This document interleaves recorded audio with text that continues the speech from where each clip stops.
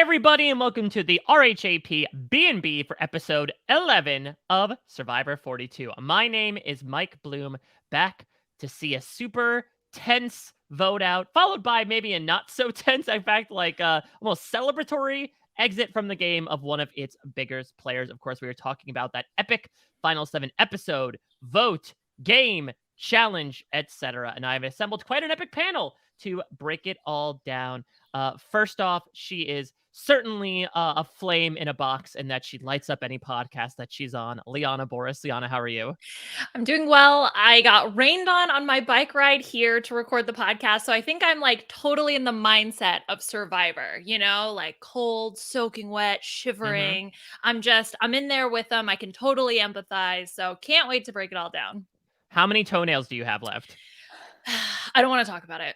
Oh, no. All right. Well, an annual amount, let's just say. I was waiting for Marianne to do like a PSA, like 40% of people lose 2 to 3 toenails in a year. I don't know. Maybe people need more calcium, but I am incredibly excited to bring on this guest. This week was do or die, but I feel like I done and died and gone to heaven to be able to talk to this person. She's co-host of Off Book, a musical podcast on Earwolf, as well as making her appearances across many different podcasts, TV shows, movies, etc. It's been a while, but we're always happy to have her back. The great Jess McKenna. Jess, how are you?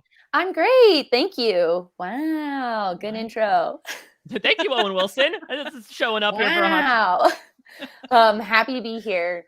Happy to be here to talk about an episode that seemed to genuinely tickle Jeff.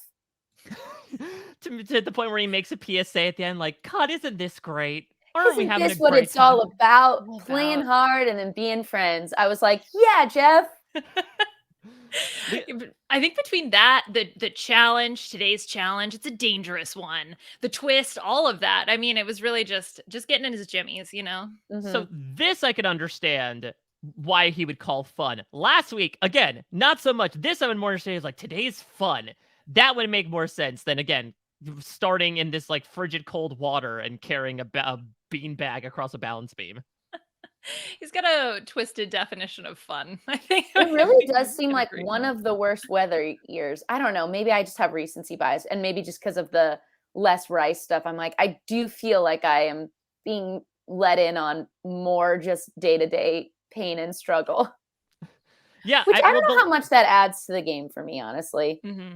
I feel like there's tough. So many other shows now. I mean, obviously they are spun off of what Survivor started, but I feel like they do it in such a different way that hasn't the game evolved that it's much more just about the game, like, than surviving the elements. I don't know. To me, I don't know if it's added as much. This 41 and 42, they don't get rice. We take their flint. I feel like it's just made for a lot of sad interviews. People being like hungry, cold, and sad. Yeah, just like really, really, really demoralized. And I think it's already pretty hard, like. Yeah. It's tough because, like, I think it was a bit of a push for them to be like, well, we're only going 26 days, and they, like, set up their own straw man to be like, I know what people are going to say. It's an easier game. Well, we're going to make sure that's not it. So You get a spoonful of rice every day, but 5 people have to sit out the challenge for it.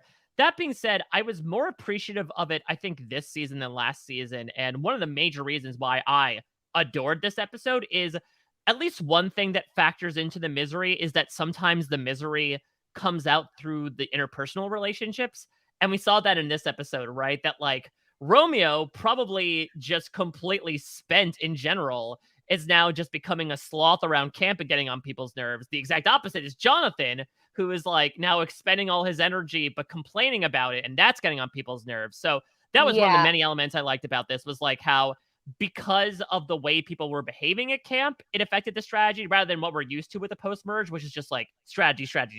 Yes, that Romeo cut, I was like, this is such a drag. Like, this editor is not doing this poor guy any favors.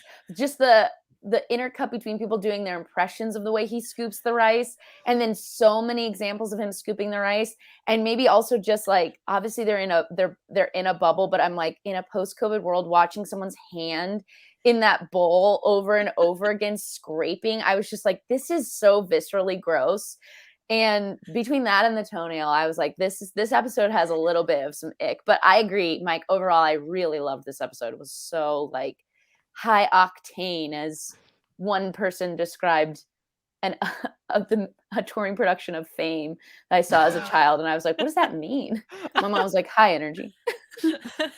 Was this like a NASCAR reviewer was sent to go review theater for one I remember night? it was like one of those things where you can buy a show poster at the end that's signed by the cast for charity. And I was like, Mom, I want to get one. So I had a signed poster of a touring production of Fame, and it just said at the top, like, high octane.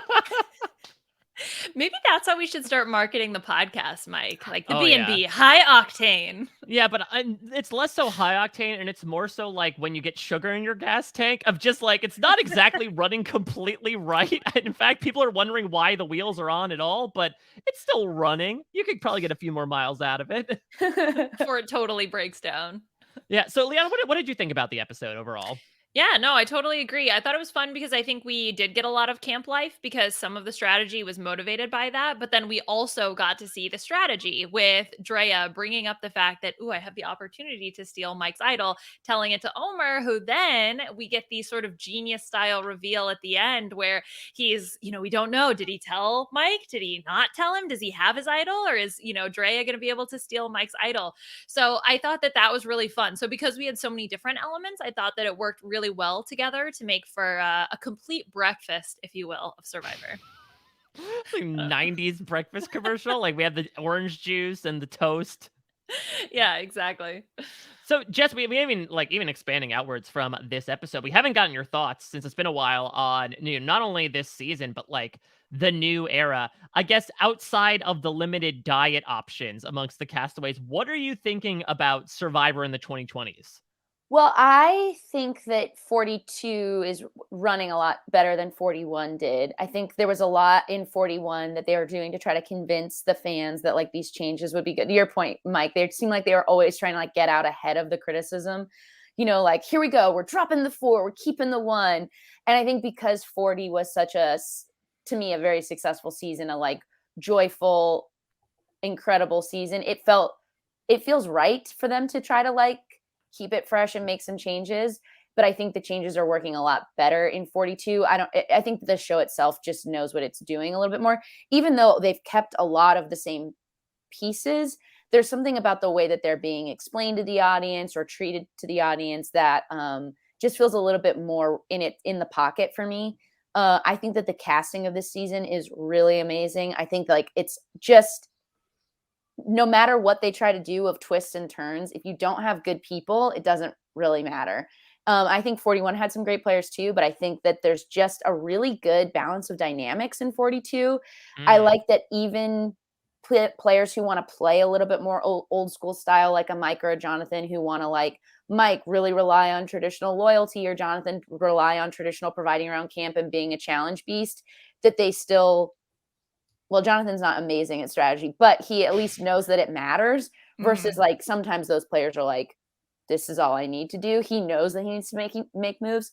And Mike too, I think is a great player for being still a representative of a slightly old school approach of not liking when people lie to you. Even you can see in his like joyful goodbye with Drea, he's no slouch. He's not playing like some sort of dad game. He's like a great player who is a good attitude about like respecting the gameplay. I just think it's a really good cast. So I like some of the changes. I think they've relaxed some of the camera work of like something else in 41 is sometimes we're going to like be more on a steady cam with Jeff talking right to you. And I get it. Like his relationship with the fans has evolved, and obviously like so many seasons, it's so long. There's so many players now who grew up with the show that I think that like shorthand with the audience makes sense. But I just think some of that camera work is on a technical level a little bit more relaxed in this one. there's not a game within a game that I guess nobody played. It's just like they good for them for not sitting on their laurels, but I feel like we're seeing it pay off a little bit better in 42 so far. Are there any twists in particular or advantages or anything like that that either you like or maybe don't like that they've implemented this season?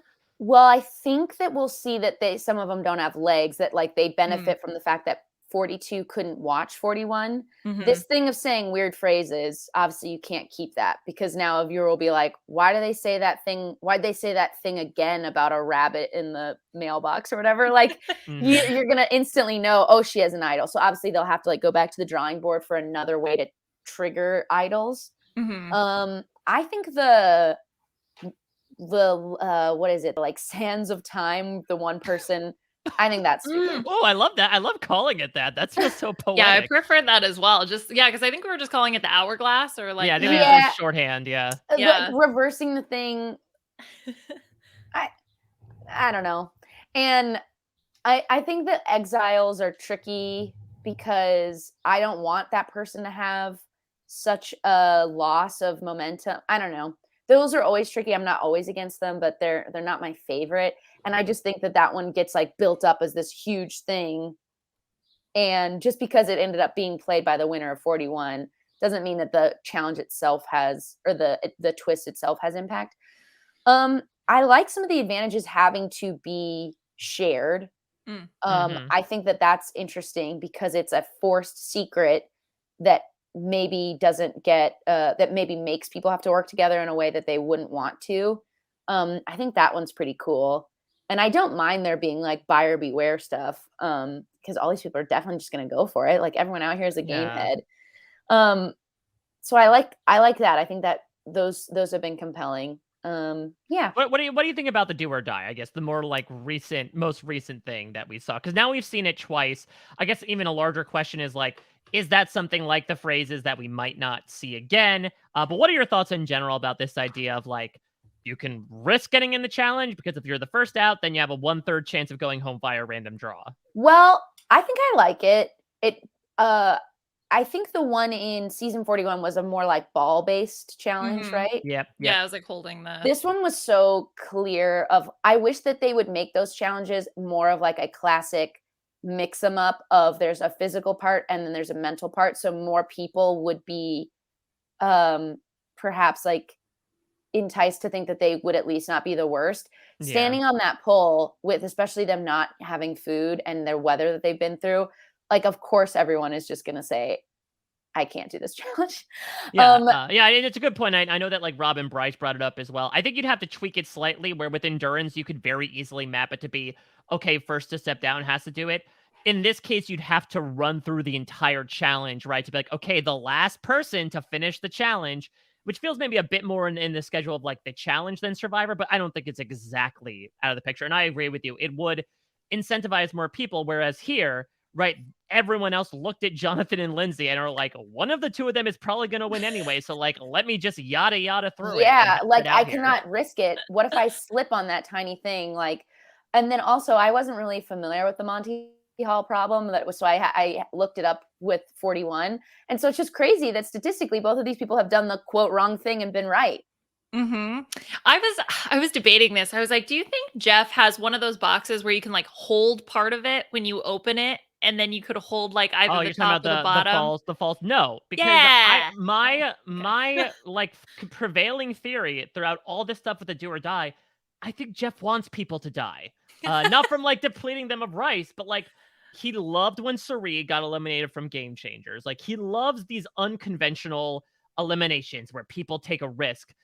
I have to imagine he wanted at least one of those times for someone to go Totally. out that way. Like I think it'd be a little too big brain for him to be like, all right, we're gonna spare him both times just to Yeah, spook him a little bit. I agree. But it's just wild because Yeah. Yeah. I think the do or die has been cool. I'm interested to see like how it continues to be paired with what challenge. And was this the exact same timing as they did in 41? Yeah, both at the final 7. It's pretty compelling. I wouldn't do it any later because that feels like too much and too close to what we've only we've only had the fire challenge for what, like 5 or 6 seasons at this point. Yeah. I feel like you don't want to get too close to this other thing that we've only recently incorporated where you're gaming who to take and the fire and all that. So it's probably about the right timing. What do you two think? Do you like it or not like it? I think it's tough to have someone's game completely up to chance, but the fact that they get to decide whether or not they want to Right. compete, I think Yeah. then that makes it fine for me because they are given a choice. Right. And the way that Jeff describes it, I mean, like it's so intense. Like they know, you know what I mean? So Totally. yeah, they Oh know yeah, the gravity. if it was pure chance, it'd be pure trash. But I think because you have to choose and you get to see what the challenge is. I also don't like I wouldn't like it if you were like, will you do the challenge? Well, we don't know what it is. Like I like that people get to Yeah. assess their skills, get Yeah. to understand and look at and it's far enough into the game that they know what everybody else is capable of. Mm-hmm. And now you might be in your head like, well, I'll probably at least outlast Romeo or something. Yeah, so I But think it's a too fun risky. idea. I think one of my hangups is I just don't like really in any of these reality shows where like there's nothing inherently broken to the structure, but they feel like for whatever reason they do like, all right, for this round, things are a little bit different. Like this, the Fire for Fire making is a great example of that. I'm not a fan of that. There was in this most recent season of Survivor South Africa, they did something called Tied Destinies, where like they were randomly paired up and like you competed as a pair, you won as a pair, you got voted out as a pair. Like I'm just not a huge fan. I don't find it necessary to be like, all right, we're gonna shake things up for this round. This isn't like incorporating something new into your weekly meal rotation. This is a formula that doesn't necessarily need to be broken, in my opinion. So I'm not like completely mad at the execution of it, especially this time around. I completely agree with you both that I think there was a good amount of information out there for them and us. I remember last season when we watched it, and then we find out like, oh, Deshaun came in last, he's going to be up. And then they were talking at camp like, well, if Deshaun wins the game, he's safe. And we're like, what? That they did not tell us that. And then, yeah, I Right. guess if you win the do or die, you're safe. Having that extra information for both us and the players helps. I just sort of question the necessity of it overall. But if we have to have it, I guess I'm glad we have it in this form. Mm-hmm. Yeah, also, I mean, like, I think that's true, but I think long ago they introduced idols, and the game would be Yeah. nothing without idols. So eventually they might like land on a twist that now we can never unsee it being like part of what makes Survivor great. And I think that the challenge is too many players are fans. So there's like, you have to keep them a little bit in response because otherwise they think they know. Like even the fact that they're like, okay, an idol's back in the game because they always put it back, like, okay, there's usually one at each camp. Okay, it's even that amount of game awareness, I think over time will chip away at the spontaneity of the game. So I think that they have to do some things to make sure that there are some things that the players can't have sat on their couch and watched 40 seasons of prep work to be like, well, statistically, this person, even we all know the way that they talk about the game of like, I need to have a shield for this long. Eventually, you got to make sure you have like, I guess enough people in the cast who don't agree with playing that way or don't want to play that way or are less game heads or more just like, my mom said I would be good at this, but then I don't know, those people end up not being very good because they don't know how to play. They don't know how to play with everybody else because too much of the cast is like, I love the show. I've been watching it. The show is like huge for me, which I love because it means you get big plays. So I don't know. I guess I disagree. I think that if they don't occasionally tweak the structure, we're going to get players who are just too ahead of what's happening. I think potentially. But I also liked in this case that Lindsay had to sort of reflect on her own like competitive nature being the reason why she went for it. And I was like, oh, that's really interesting. And that was like a nice piece of human dimension to that move and that choice. And the fact that she was like kind of kicking herself. Versus I sort of feel like by the time Deshaun did it, he was just like, my game is in chaos anyway. Like, who cares? Lindsay's like on the upswing and was like, why did I do it? So, it's compelling. And obviously won her some respect from other people, but she was even being honest of like, no, that was absolutely the wrong call, which I thought was great. I think that's great for her story to be like, I shouldn't have done that, because I think that's someone on the jury could throw that back at her. So I think it's great. She was already like, nope, that was bad. Yeah, I think okay, there's so Sorry, I many rambled for interesting 9 points. minutes. No, I love it. I love Again, it. we're the rambling car This is full of us, yeah. sugar in our gas We're tank. just So trying to make it to the high finish line. octane. No, I like that concept. It actually makes me think of this is in video gaming, but there's player versus player modes and there's player versus environment modes. So PvP versus PvE. And I kind of feel like all those twists, that's like the environment. Like you're changing up the environment. And so the players are having to respond to all of that versus just bare bones season. You just have really dynamic cast members. You're relying on that, player versus player sort of for all of the intrigue.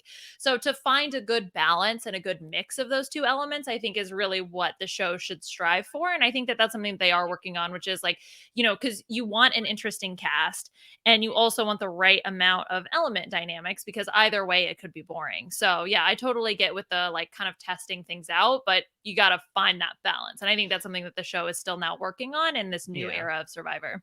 Yeah, Yeah, I mean I totally. it's because we had what? So we had the hourglass, normal round, split tribal council, normal round, Yeah. do or die, normal round, and then we get into the finale. So that's the thing as well as I'm not into I don't hate it, but at the same time, it also feels tough in that it does feel like every other episode is okay, something's up. I do think trying to sprinkle it a little bit more throughout the season because again pre-merge we barely had anything and that was great because that allowed us to relationships to organically develop and some advantages to be gained and then it's to feel okay we need to start changing it up every other round when arguably this should be the most exciting portion of the game to begin with. I mean again, without the do or die twist there were still these really fun moments, right, where it's and I love Mike now just fully Breaking Bad of being my word's my bond.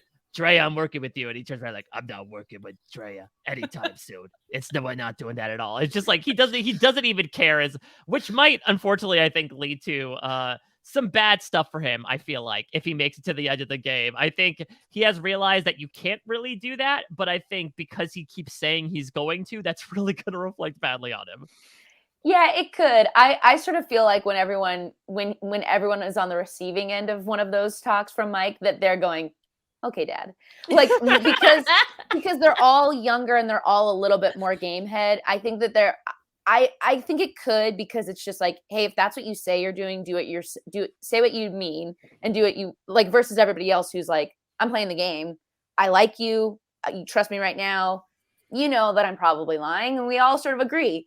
But I think, yeah, when you set yourself up as telling the truth and then when you start to break it, then that's a little tricky. But I do sort of feel everybody's reaction to it is sure, Mike, we'll see how long you can keep that up. Because I think he is so genuinely likable as a person that I think there's a lot of, and he's not like an old dud. He's he's so well cast as the person who's going against only playing backstabby, but still likes a little bit of gameplay and a little bit of intrigue. And you can watch him fall in love with it like everybody else has. He's actually, it's kind of fun if I make Drea feel safe. I think that's really great. He's not my he wouldn't be my pick for winner, but I think I've really liked him. And I think he's really amazing casting because he offers a little bit of pushback, but he doesn't feel like he's playing a game from 30 years ago. He feels like he's still in the modern game enough to speak the language and bring his own thing to it. And he was just that family challenge. My friend and I were talking about how he insisted that Lindsay and Omar narrate their own pictures too, because his reaction is oh, that's Chelsea, look at Chelsea's a little baby, oh, he's calling out who all the people are. And then sometimes Lindsay's maybe just watching it and taking it in and he's tell us who they are, which I found so endearing and also helpful for the viewer, where she's well, that's my dad. He goes, ah, I do want Mike as one of those behind the camera producers, to Yeah. tell us about the challenge. Come on. I know. That's what I mean. He's he's very good casting. He's very helpful to the show in multiple ways, just as a reality persona. I think he's doing a lot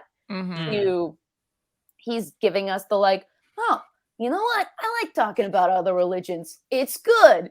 And you're yeah, thanks, Mike. Where you're just sort of yeah, this is so sweet and of another time, but also like good for Mike, I guess. I don't know. Like Mm, where he's right on that line of you being like, yeah, okay, okay. Like it's almost where you're gonna be like nervous he's gonna step in it, but he doesn't. And so you're like, okay, all right, Mike, like it just Yeah. feels he feels like perfect casting to give you a sprinkle of that mhm. component. I mean, Mike has had such an interesting arc. If we think Yes. about that, like very first tribal council where he gets betrayed and is you backstab me. I'm never trusting you ever again. To then being like, well, I can't backstab, Roxroy because I gave him my word. To now making these fake final fives and going to Omer being like, I hope I didn't overstep my bounds, like going too far. It's so funny to watch him. Yeah, like you said, Jess, pick up that strategy and start to get that taste of what it's like to lie and to backstab and to really, even though initially was not his strategy, to really embrace it. It seems like 100%. Yeah. And I think whereas he was like mad at High for the Mhm. lie that Omer said of he The called you his puppet thing puppet. or whatever. Yeah. Yeah. Where he was so mad at High. I think he was like his genuine delight with Drea putting another vote on his name.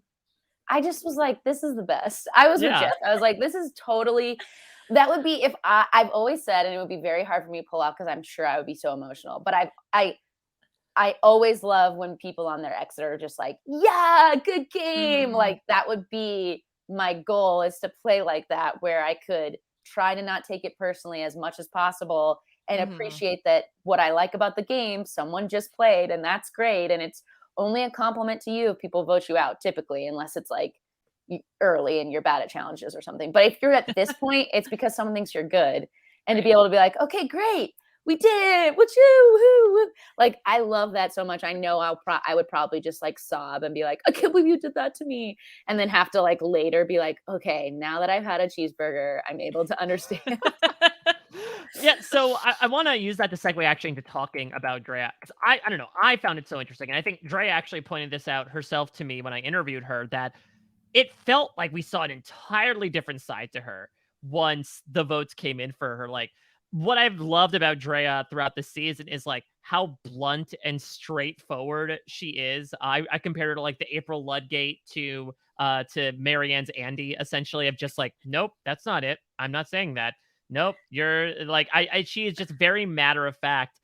And then as soon as she gets voted out, she's like, I put two on you, everybody, you're great. No, Jeff, don't do it. Like just completely animated. Like she got possessed by something. According to Drea, that's just the way that she like always acted. And for whatever reason, the edit made her out to be that way. Liana, what is your reaction to that? Is that something you appreciate that we got that out of Drea? Would you want to see more of Happy Go Lucky Drea? That's interesting because it even felt like not just the confessionals, but even the camp life. Like when Marianne was talking about losing her toenail, Andrea's like, I don't understand. Very just monotone. Okay, so wait, so that's not the way that she acts normally? I mean, I was very taken with Drea from the preseason. I thought that she was going to be a really interesting character either way. So now it's interesting to see this like two sides of Drea, whatever maybe the edit made her out to be versus, that, like you said, that ending final scene where she's just so jovial. I don't know which one is real now. I sort of remembered that she was funny in like the first episode. I sort of remembered that there was like some when we were first starting to get to know them. I had a memory of like, oh, I kind of remember her joking around before the stakes are so huge. So and maybe I just imagined it, or maybe I could sometimes read that monotone was coming from like a Mhm. place of deep comfort of her Mm, being like, I can Mm. talk to this like goofball this way of like, no one understands what you're talking about. Like, you know what I mean? I think I saw the humor behind it, and I saw like glimpses of um her dry sense of humor. I always Mm. found her very funny. And Mhm. so I was like happy to see that sometimes that humor can be a little sillier and not just dry. I always thought she was funny. And in my mind, I might have just invented it, but I was like, right. I feel like when we first met her, they let us see a few things of her being like not as goofy as her final moment, but like a little mhm. cheeky, a little like that it didn't seem like left field to me, but it did certainly seem like, oh, this is probably what she is when she's not carrying this adrenaline anymore. Or like, this is what she is now that she has this like release. Yeah, I thought she was a really great player. She's a player I would love to see come back. Really, really great. And had so many, like, don't you remember when she was like talking about all of her advantages? She was like, she was playing it. Like she was just like, and I got this and I got this. Like she's very funny to me the whole time. Silly was a different side. But I always found her super funny. I loved her like get to the point. Yeah, I love it. Like she does have that DJAF attitude, like again, from the very beginning. And I totally agree. I think that's what the show wants to see in a returnee, especially from the risk-taking perspective. To your point, I think she is now the new face of like the beware advantage, the specifically like the don't give an F about the beware advantage of like, yeah, I saw this, it said beware. Yeah, I'm gonna open it.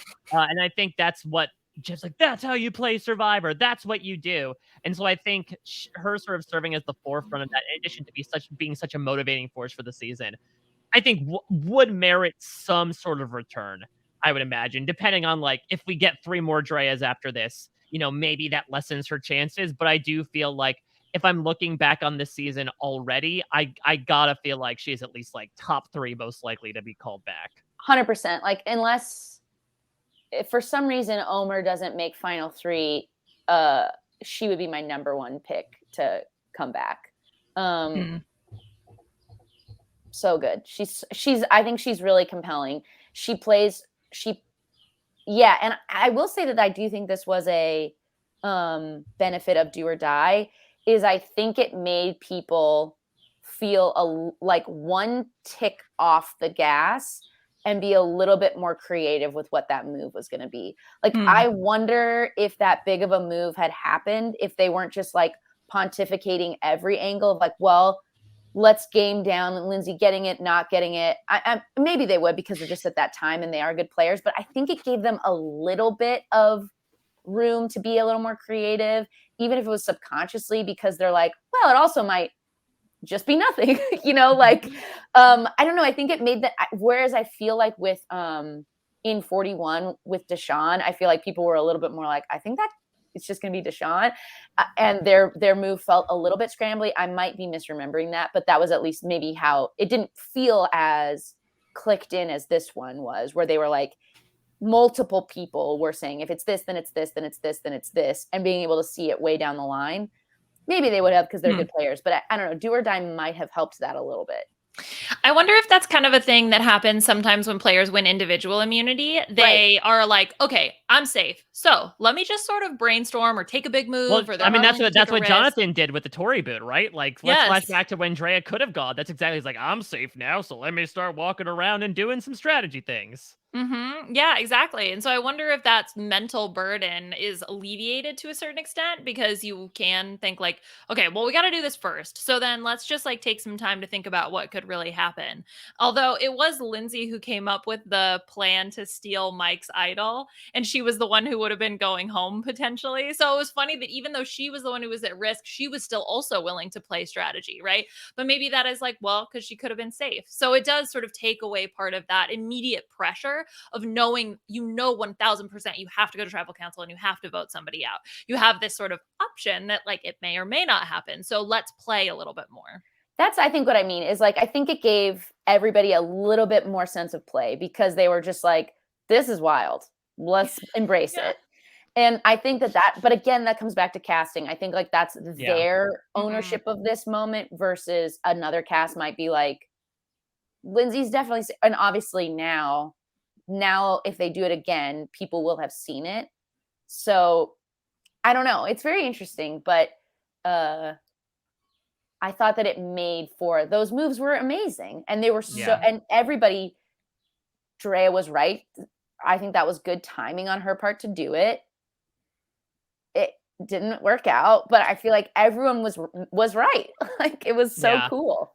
I really love the fact that knowledge is power was dismantled like the car that is this podcast 2 seasons in a row now. We're like, because ironically enough, knowledge was spread about the knowledge is power.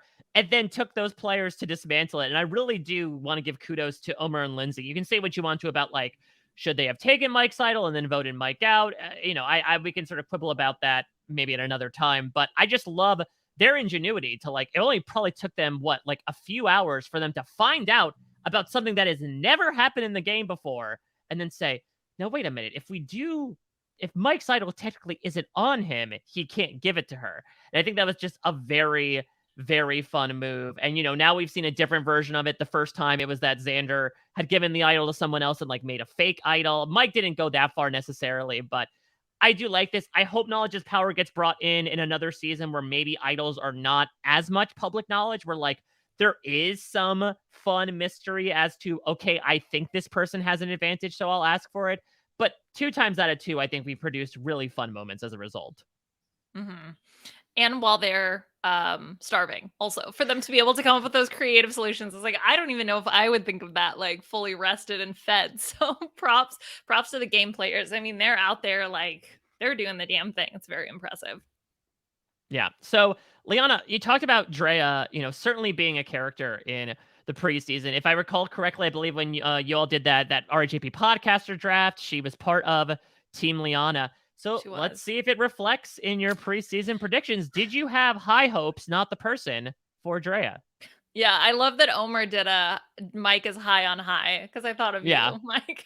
I felt so seen.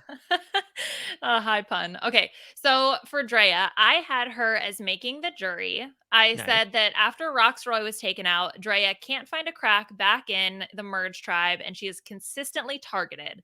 But she wins 2 individual immunities in a row to save herself. But the second she loses, she's gone. Overall, she would win 3 individual immunities. I said she would go to Shipwheel Island, but she would not risk her vote. I said she doesn't play her shot in the dark. Her ally was Roxroy, and her enemy was Jenny/Omer, because they're like the power duo in my theoretical season. What could have been if know. Jenny had stayed? Wow. This whole game would have been different. All right, so for mine, I forget if we've talked about this, Jess, when you were in the podcast. So there is a website called Brant Steel that simulates Survivor seasons for you if you plug in the people. And so I, much like we do nowadays, submitted myself to the hands of AI to help me take the wheel here, do or die in its own way, shape, and form. And they simulated the entire season for me. And so unfortunately, poor Drea wound up in pre-jury in this simulation. She found an idol, which she did find an idol, which she ended up playing on the very first tribal council that she could. And I do believe that she actually was going home that night. So she was able to like successfully idol someone out. She gets in a fight with Romeo. And then she gets targeted the very next round and gets voted off by everybody but Tori. I said her closest ally was Tori, and her biggest enemy was Romeo. And I also did, in honor of those wacky catchphrases that you spoke about, Jess, did randomly generate a phrase for each player. And Drea's phrase was, "Do you think this is too big?" Oh, that's amazing. Makes sense, though. Yeah. She's a big player. She takes a lot of risk. Do you think that my move is too big? I could see her. Do you think this is too big? That's really amazing. Wow. So it's all on you now. Do or die, Jess. Pick one of these 2 boxes. What? Fire? You have to pick who had the better predictions. Oh, Liana. God damn it. I mean, I had jury. Come on, Mike. Yeah. She made it further. But I had her hit phrase, "Do you think this is too big?" That's true. That's true. Her classic catchphrase that we all remember. It's on the t-shirts.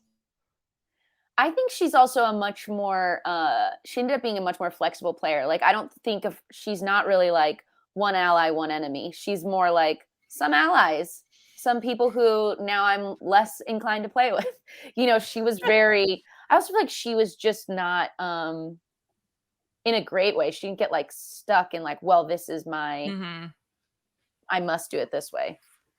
Yeah, I mean, she definitely felt very fluid. I think even from the early episodes of her then creating the Women's Alliance, or, wanting to make sure that she was in good with them, and then also covering her bases with the Roxroy Romeo, relationships. And so I think she was definitely someone who was not tied to anything and totally willing to play fluidly. And I think everybody liked likes her. So I feel Mhm. like, and everybody respects her. So I feel like she just sort of hit that level really well. Whereas I think that the reason High went out is that he started to show that he was liking being the king a little bit. You Yeah, know, it is. Yeah, it's interesting to compare because you could argue like, okay, it's High and Drea, like two of the biggest players got taken out one right after the other. But to your point, I think it's for two very different reasons. Like for Mhm. High, I think we got a lot of comments about him that were like, he's getting cocky, he's making these comments, etc. But with Drea, I mean, we had something else I really loved about the sequence, like a relay race where the baton was Drea, and they're like, man, I don't want Drea to win because, she's going to be a threat in the final three. Pass it off to Jonathan. Like, well, I want to vote out Drea because I think she's great in challenges. And they just came up with all these, I guess, positive reasons. Is an ultimate negative Mm. result because she gets voted out. But like, I think bigger reasons as to her being a threat to their game staying in versus High, which again, maybe because it was clouded in someone like Mike who had more of a personal vendetta against him, but it was more about like High sticking up out front and less so about like, well, he's going to win the game if he gets to the end. yeah. I think it was just too many people were like, I can't let High run the game versus if Drea gets to the end, she'll win the game. Mhm. Now I think people still thought, well, people might respect that ultimately if High can get to the end. But I think you just get to that point where you don't want to feel like you're crowded out of making moves. And so I think people were like, we got to get High out. Otherwise, he's going to play it like I'm brought along. He's going to be able to say this story of being in charge the whole time, which I think everyone's like, well, can't have that. Get him out of here. Mhm. Um, Yeah. but yeah, the only thing that Drea did that I don't like is I don't really like when players are gone and sort of continue to play. Um, Mm. her Yeah. I Oh, the speech stuff I loved after, the yeah. spirit of her exit speech. I loved the moment with her and Mike. I loved all the stuff with her and Jeff. But my friend Petra and I are like, yeah, you can't keep playing. You can't be like, let me go and reveal that it's all like, let me say every move that happened and sort of still Mhm. inform the game. Feels a little like, and also Right.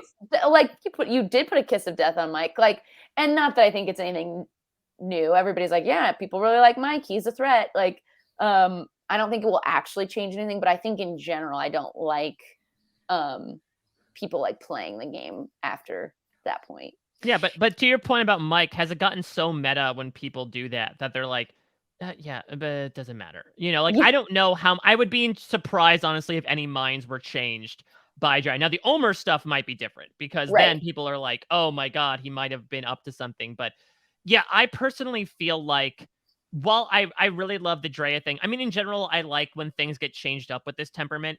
I don't want everyone to be like, F you, I hate you all, I'm gonna burn down the camp. I also don't want everybody to be like, good job, gang, you're all fantastic. And so this was a little bit different, but to your point, I don't want this to be the new normal where someone's going through and just like Michael Scott style being like, we had a final three. You have an idol, blah, blah, blah, blah, blah, Yeah, where it's yeah, almost yeah. Like, like play Yeah. them off a little bit. Yeah. right. Like if someone was, yeah, like if people feel like they can just reveal secrets at that point, I feel like, no, I mean, I guess you're not, your fire isn't snuffed yet, but it feels like you shouldn't be playing the game anymore and you shouldn't be influencing in the same way that they don't want the jury to talk, right?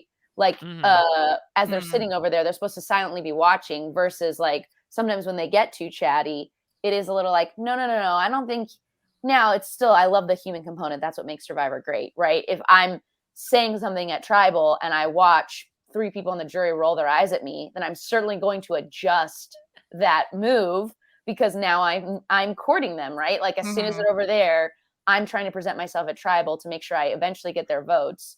So I get it. You're going to read their human emotion. You're going to watch when people think a move is cool and be like, try to send the signs of like, that was me. That was me. Like, you like what I'm doing. You see me high. You like this.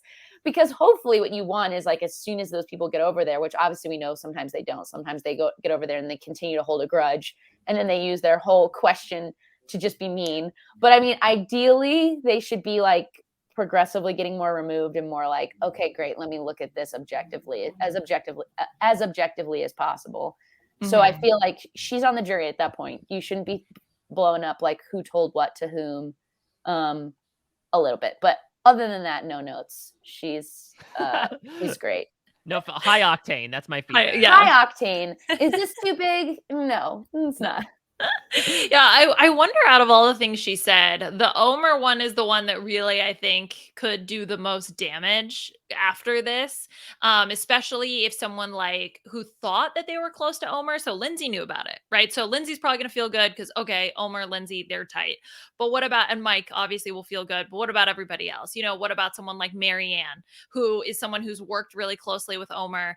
And you might feel slighted that she wasn't told about this. And then, of course, you also have the Mike comment where it's, you know, oh, Mike's going to win the game. Although High was a little bit like on the jury. Yeah. So, you know, I don't know how true that is. To counter your point a little bit, though, like, I do wonder if Drea hadn't said anything and they get back to camp and the question is like, oh, Mike, how did you know about that? Like, I still think there's at least a fairly good chance that Mike says, well, Omer told me. So, like, the information, there's a chance the information might still be out there, but there's also, it might not help as the jury stuff as well, right? Like, they might have a certain respect for it if he does make it to the end, but also if it turns out things like, you know, maybe that starts to get High's wheels spinning of like, wait a minute, so Omer did this, could Omer have done the thing turning Mike against me? And while he might have respect for that, it may have played almost to the jury in a more impactful way than the players themselves. Yeah, I think, well, I wonder now we have previews that there's a lot of goat talk in this upcoming episode. I wonder if part of that will be like, I'm looking around and the things that were called out certainly seem to put into relief who people think are the power players and who are not. Yeah, it's always so interesting. The fact that people have to play low key for a while is a very hard thing to navigate. But like they do. Yeah. I think it's such a tough balance because you have to still play low key enough to not be perceived as too much of a threat, but also you still want to be in control and directing the game to have the people around you that, you know, you want to work with. It's tough. Okay. So I have prepared a little game for you both that we're going to play. So this will talk about, you know, some of the events in the episode so we can dive into them if we want. But the way that this game is going to work is it is the Survivor Limerick Challenge. So is it fun? Is it fun? It's dangerous. Oh, no. And I know. You lose a toenail for everyone you get wrong. Exactly. Okay. No, thankfully, no toenails being lost here. But what I'm going to do is I'm going to read a survivor related limerick with the last word or phrase missing from each. So if you can fill in that last word or phrase correctly, then you'll earn a point and I'll go back and forth between the two of you. So the rhyming structure is AABBA, if that helps. So Mike, I was going to say, just confidently nods like, yeah, I got this. I make up rhymes literally every week of my life. Yeah, it's fine. All right. So, Mike, we're going to go ahead and we're going to start with you. So, here is your first limerick. Last week, Mike was in fight mode, taking out his targets as the votes flowed. Did you hear that sound? Something's been found. That's High's head rolling down the... Is it just road? I'm pretty sure is what he said. It wouldn't be like railroad. No, it was road. That was the quote. Yes. Yeah. So Mike had that confessional at the beginning where he was like chopping off the heads. That's the sound of High's head rolling down the road. Like, what? I'm sorry. A lot of guillotine talk. His head's on the guillotine. Yeah, she's a firefighter, but like he might be an executioner on the side. He just like loves French history. Yeah, I mean, he loves literature. He quotes Romeo and Juliet this episode, which if you lined up the cast in front of me and said, order who's most likely to quote Romeo and Juliet, Mike would honestly probably be at number 18. So I love seeing it from him. I'm telling you, there's more to Mike. Mike's great. Mike's excellent casting. Yeah, he's definitely a quote machine. Like he's just all over the place. Like there was one in this episode, I didn't end up writing a limerick for it, but he was like, boom, boom, boom, like dominoes right in a row. 5 days left. I could do it going backwards with my eyes closed. I was like, yeah, Mike, you get it. Yes, Mike. Yes, Mike. Yes, the yassification of Mike. Okay, Jess, this is your limerick. Okay. The tribe sat around the fire telling tales when something went off the rails. In annual amount, too many to count. Marianne keeps losing her. Toenails. Yeah, You gotta see either the would have been. scan, but yeah. Oh my god. Yeah. I know, again, I tweeted about this, but obviously Marianne was like the big to do in this, but I do love Lindsay's an annual amount. Just, it was very much like straight man behavior in an improv scene, right? Of just like completely incredulous about Marianne being so nonchalant with it. What are you talking about? An annual amount. It was, that was tough. Yeah. And just like, because they were all sitting there chit-chatting, and then all of a sudden Marianne's like, I lost my toenail. Like, what? I'm sorry. Do you think it's going to be like the Survivor Token Jeans reunion where Jeff's going to say like, Marianne, we found your toenail. Here it is. Ew. I just could use, the zoom in shot of it was just like, ooh. Not necessary. No, nope. All right, Mike, we're going back to you. Romeo still hasn't moved from his spot somehow, just chomping on the rice like a good little cow. Sitting by the shut up. Sitting by the tree, Mike asks, wherefore he be? By the rice pot is where Romeo. Oh, interesting. Well, I just got hung up on eating rice like a good little cow. Okay, Romeo, I'll reread it. Romeo still hasn't moved from his spot somehow, just chomping on the rice like a good little cow. Sitting by the tree, Mike asks wherefore he be. By the rice pot is where Romeo. Oh, art thou? Okay, now I understand. Yes, because I believe that's what Mike literally says, right? Yes. Like, wherefore art thou, Romeo? By the freaking pot, Romeo art thou. Yes. Really and look, good. listen, I would not be a good theater kid if I did not actually this and say that wherefore does mean why. It does not define a location perspective. So I was going to do the same Nick. thing. I was right there with you. She's asking, why must you be Romeo? Why must you be Romeo? Okay, well, you can't be together. Why must you be a Montague? He made up words. All the time. Okay, well, maybe you guys can school Mike. Mike, in your exit interview, can you please that can be one of the questions. Oh, even if he wins, that'll be the first thing I'll be like, well, let me give you a little lesson here. Let me talk to you about the bard. All right, so we're going in. Jessica, Jess, this is all for you. Mike has 2 points. You have 1 point. Jonathan's complaining makes him the outsider. The division between him and Lindsay grows wider. He just aims to please, but nobody sees that he only wants to be the provider. Oh, Jonathan, it's so hard being Jonathan. Why aren't I getting more thank yous for being the provider? Wherefore am I not getting so much feedback? Oh my gosh. I was like, nobody sees how hard it is for me. After everything I do, I hate to be told that, oh, you could help Jonathan. Okay, Jonathan.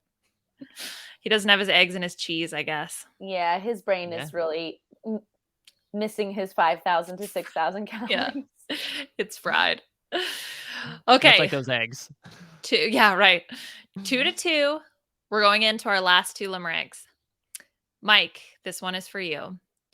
Tribal council was lit for the gods after Lindsay had beaten the odds.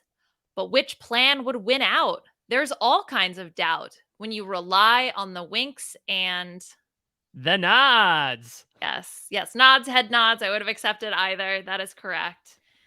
Is it?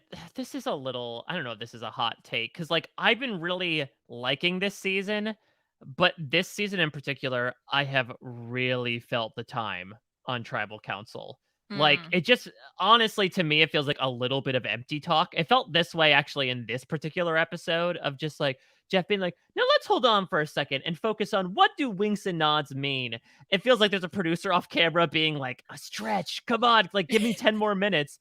For whatever reason, maybe to your point, Jess, it's like the same things are happening over and over again, or they can be, that like there are fewer topics of conversation. But I'm just been feeling it this season for whatever reason. I think that's fair. I've had a couple like pause on the episode and been like, "Whoa, 22 minutes left and we're at tribal."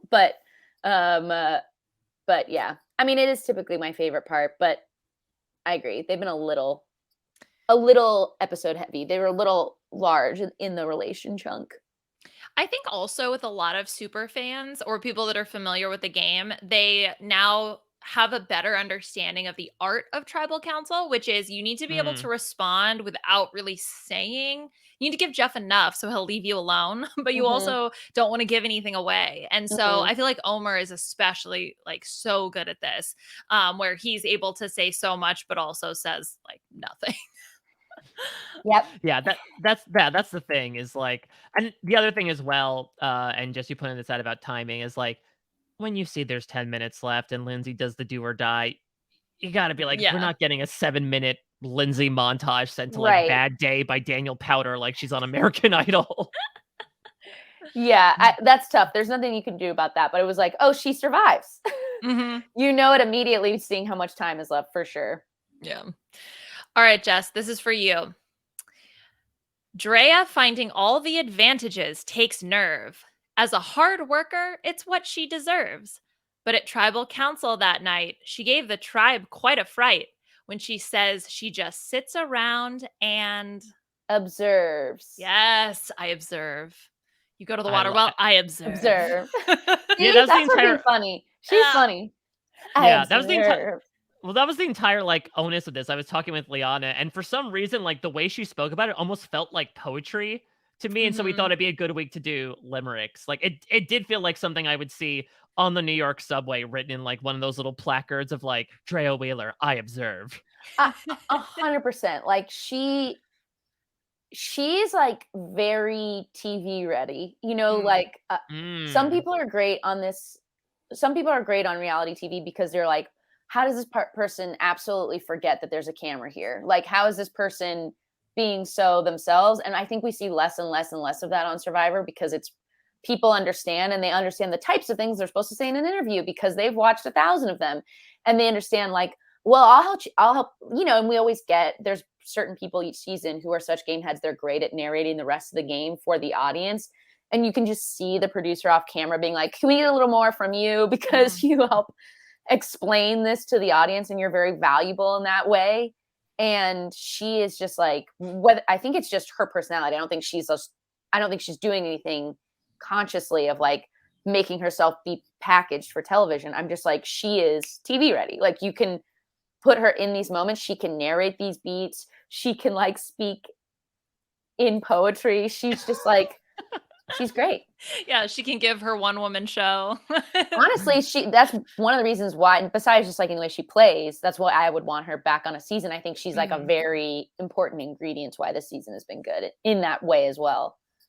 Is there another environment you would want to see her in? I was just going to say I'd watch her on different kinds of reality shows, honestly. She could be someone on The Challenge, maybe. Oh, she's like very yeah. fitnessy, right? So that's kind of like her. That would be a good fit. I would Yeah, say for sure. she is married, but I would love to see her in like a Bachelorette style or a Bachelor type of thing where she just like has no guff for any Me of that. too. Well, I would love to see her on Love Island because we get so much more content. So I think like if you or like I don't watch Big Brother, but a similar like where there's just so much more footage because then I think we would have known all of these sides of her personality more and we would have been like, "Oh my gosh, she's such a good hang." And she would just be so Do you watch Love Island? Yeah, I try to. So I usually watch like the first few weeks, but it just gets to be so many episodes. It does get to be so much, off. but I love when there's like when there's a cast member who is a little bit more like the older sister energy of corralling everybody else and being like, you're being ridiculous, or like going out and calling out the guys of like, how dare you talk to them this way?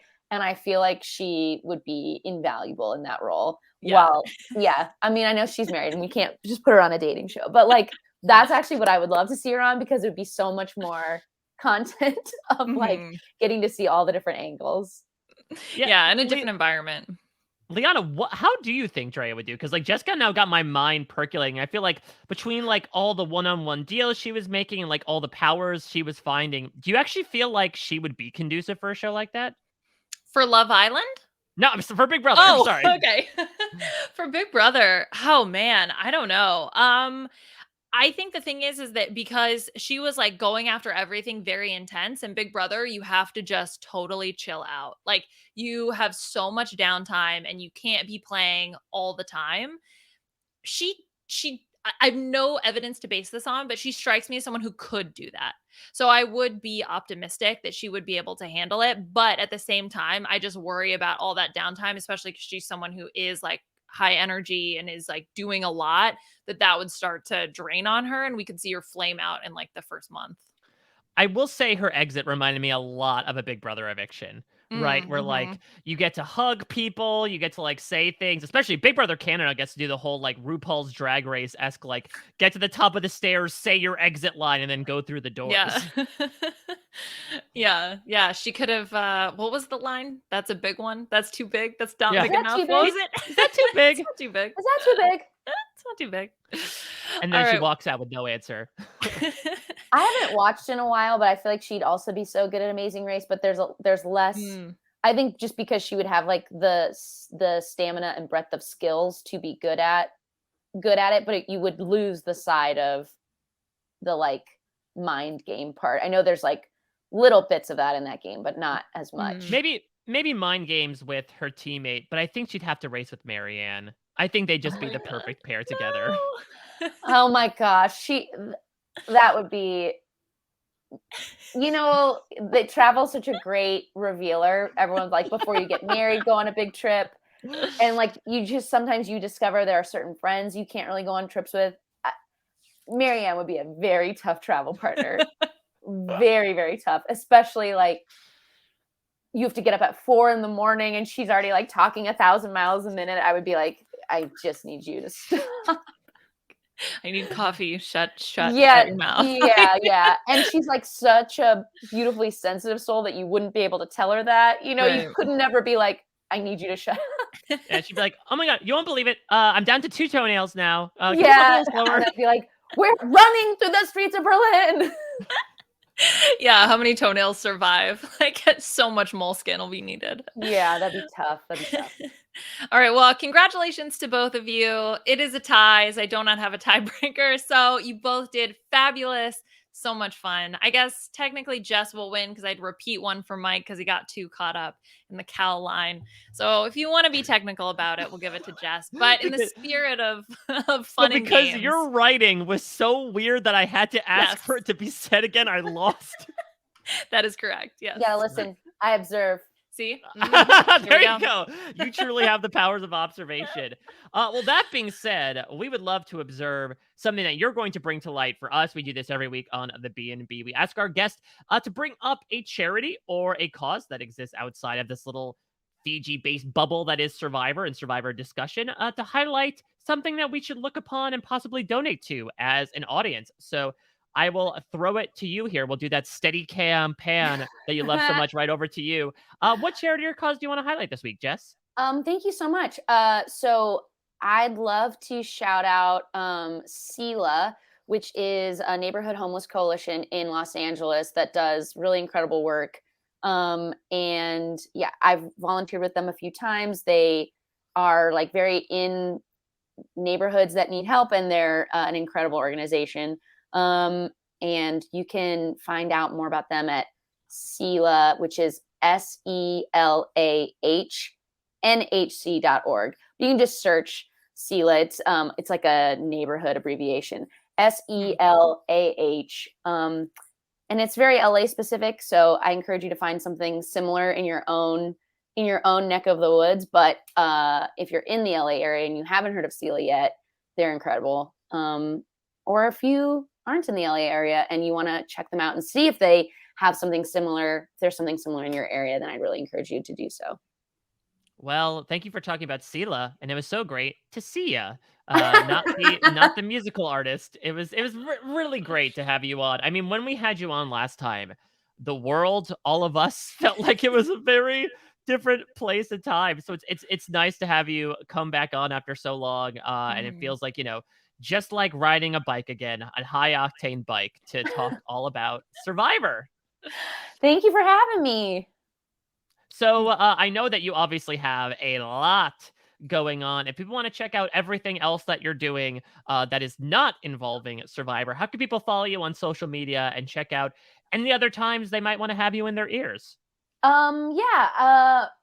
Off Book is the name of my podcast. We improvise a musical, and you can listen to that wherever podcasts are. Off Book, the improvised musical podcast. And then you can follow me on Instagram, I would say. My Twitter feed is full of, I was going to say dust bunnies. That's not what I want to say. Why can't I think of the word for the things tumbleweeds? Tumbleweeds. Thank you. So I'm at Jess McKenna on Instagram. Jess twice. JESS McKenna. And I suppose, like, I'm saving, a question I should have asked in the first minute for the last minute. How have you been doing? How have the past few years been on you? Mike, we don't have the time. No. I'm doing well, thanks. Lots of I host the podcast with my writing partner, comedy partner, Zach Reno, and we write all kinds of things of music and comedy intersection. We wrote for a show last year. So Amy Poehler and Nick Offerman have their show Making It, where they people make crafts in a craft competition show. And for Peacock, there was a holiday spinoff, Baking It, with Maya Rudolph and Andy Samberg. And Zach and I got to write for that show, which was really fun. And because they wanted it to feel sort of different and play to the strengths of those hosts and celebrate the holiday season, we wrote a lot of like music for that show. So as ridiculous as it is that it is a baking show, we somehow like kept squeezing in like getting to write silly songs for Andy and Maya, which was obviously a dream. So yeah, we're doing stuff like that, and Instagram's a good way to follow if I'm announcing something like that is happening. But it was very funny to like write for a baking show and be like, "What are you writing?" We're like, "A weird song about how Maya loves pie." Like, okay. I love that. That's so fun. Yeah, you can watch it on Peacock. I mean, you might want to wait till Christmas if you're like me and you can't watch Christmas stuff when it's not Christmas time. But we're coming up. Christmas is July, so if you sure. want to get it in a little bit early. Yeah, absolutely. Well, Liana, what do you have in the oven coming up? Yes. Well, Drag Race is back. It was a very brief few weeks, but I was gonna say, like, wait, we just went to sleep. Now you have to wake up again.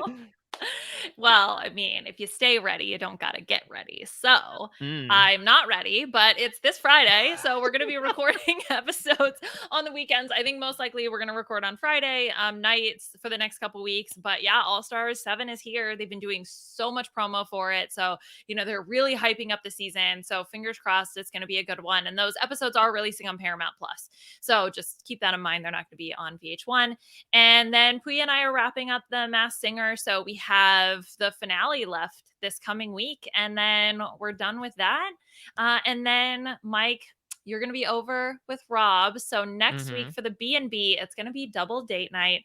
My wonderful partner Puya will be here to fill in for Mike, and we're going to have Jenny and Phil, couple extraordinaire, in with us to do a bunch of shenanigans while Mike is gone. Oh my god, I love it. I love giving the keys to this jalopy over to Liana for an episode. Yeah, as Liana said, I'll be doing my usual penultimate feedback show with Rob, which should be very fun and probably filled with its own amount of shenanigans, probably multi-hours considering what we're getting into. I'm also talking with Rob.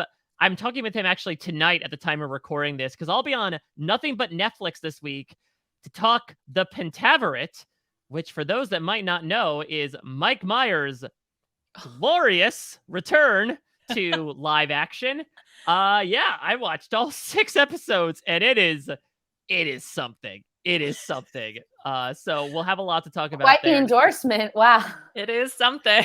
I mean, if you listen, I will say multiple Mike Myers characters from the past make cameos is what I will say. I cannot spoil it because it is some of the most ridiculous shit I've seen in my life. But it's 6 half-hour episodes if you want to check it out. I was also on talking more Netflix stuff. I was on the Circle podcast this past weekend, talking with Taryn and Sasha. That is more than halfway over. And actually, coming up this week, I'll be doing exit press with some Circle people.